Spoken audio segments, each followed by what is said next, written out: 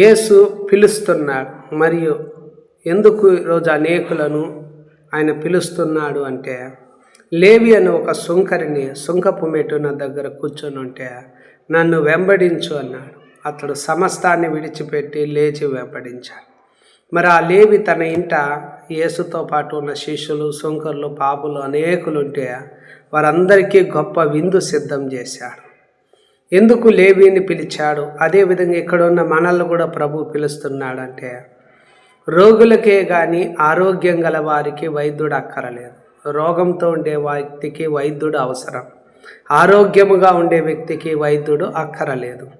అలాగుననే మారు మనసు పొందేదానికి పాపులనే పిలుస్తున్నాడు కానీ నీతిమంతులను పిలవరాలేదు. యేసు పిలుస్తున్నది పాపులనే పిలుస్తున్నాడు. పాపులకు యేసు పిలుస్తున్నాడు వారికి మారు మనసు పొందడానికి.